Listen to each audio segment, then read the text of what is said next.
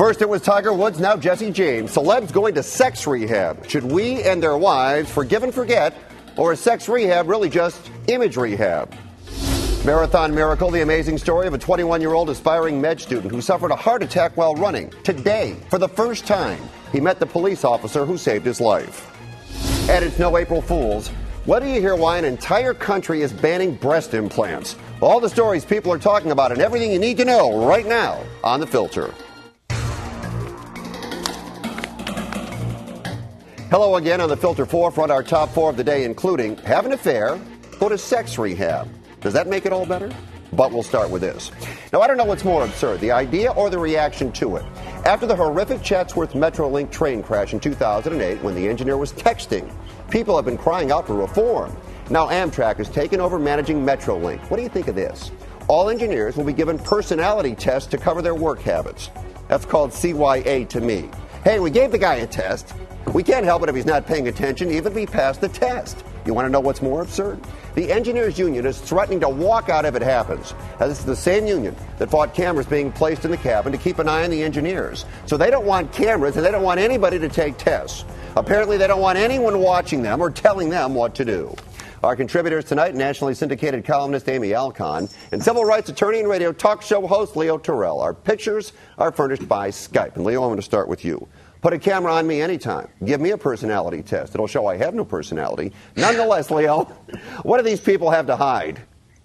Everything. They don't want. They're trying to hide misconduct. It makes no sense for the union to try to oppose these ideas. Fred, the problem with unions is they never acknowledge bad employees. So if they are going to fight these safety precautions, you can understand why the union is on the downslide, because they have no reasons to object to safety protection, especially in light of what happened a couple of years ago at the Chatsworth Metrolink disaster. You know, Leo, I understand that unions need to protect their members. That is what they're there for. But I think you get to a point of diminishing returns where you're not allowing people to grow or succeed simply out of fear that they'll fail. Right. The problem with unions, Fred, is that they think all their employees are all the same, they're all good, and they have no incompetency. That is what's the problem with a union. They will protect incompetent employees for the betterment of the whole. And what they're doing is just the reverse. They need to weed out the bad seeds to keep and maintain the quality employees. Okay, yes, they do, but this is not the answer. I love the idea that everything's simple. We'll give them a test. And this test, they want to give the API, the applicant potential inventory, measure stuff like honesty and drug avoidance. Like people don't know how to cheat. Does your car smell like a giant rolling bong? Let's see, should I check yes on that or no? You know, and they say they hide questions, but you know, people with personality disorders are expert at hiding them. You know, it's like the airlines when they used to ask you, did anyone give you anything to carry on? And like you're going to answer, nothing but this explosive in my panties, ma'am. I mean, this is just ridiculous. But Amy, the alternative is to say that no test, no video camera, no safety precautions is to let the assumption built in that these employees are all good. And that's not true. Wait, okay. You know what? No. But tests are not the best way to check an engineer's work habit. Supervision is. Yep. And they say they're looking for focused introverts who are looking for, you know, who are good at repetitive tasks and all this stuff. I just have one last thing. If you can't spot that without giving somebody a number 2 pencil, you shouldn't be hiring. Amen. Amy? Amen. I agree with you. Okay. Is it right to take away a man's opportunity to make a living, even if he hasn't been convicted of anything yet? Maybe if that man is Dr. Conrad Murray. The judge in his criminal case is thinking of yanking his medical license. The doctor's attorney said, if you do that, he's not going to have any money to pay his legal fees. Dr. Murray's in big trouble. As the case unfolds, it doesn't look good. His attorney says the doctor has huge financial problems and, quote, without fear of overstatement, is hanging on by a thread. Given what's happened, I don't know who would call Dr. Murray to make a house call, but should he still have that right to pick up the phone, Amy? No way. He is a celebrity butt kiss masquerading as a caring medical professional. He gave Michael Jackson this anesthetic you're only supposed to have when you're monitored by like 5 people in the hospital because it's so dangerous. Propofol. And we jail drug pushers in the hood. Shouldn't we do it in the fancy parts of town too?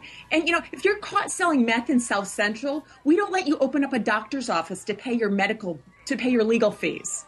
Yeah, Hey, wait a minute. Wait. What kind of system is this? This is America, innocent until proven guilty. Shame on you, Amy, for being judge, jury, and executioner. This man has not had his day in court, and until he's found guilty, he should not lose his ability to earn a living. What is going on here? He is not a bricklayer. And with the coroner, they did an autopsy. No. They figured out what he gave this guy. This is not legitimate medical practice. Wait. You have a Hippocratic oath as a doctor to do no harm. Oh, excuse me. If it gets if it gets ripped up at the first sign of celebrity, you're not a doctor. That's not the issue. The issue is it doesn't make a difference if you're a bricklayer or if you're a sportscaster or a newscaster like Fred Rogan.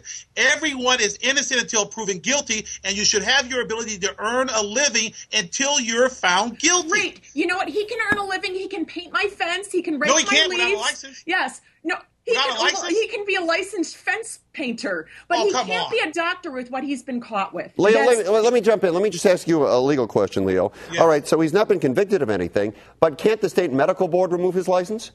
Yes, but let them do it, Fred. Let them make some factual findings. And that's a perfect point. If they have not made a factual finding, what gives this judge who's presiding over a criminal trial the right to take away his medical license? That's like the judge taking away my state license to practice law. Only the state bar can do that, not the judge. Leo, if you drug people in their homes, and I think that we probably should do something, We should stop you from doing it further.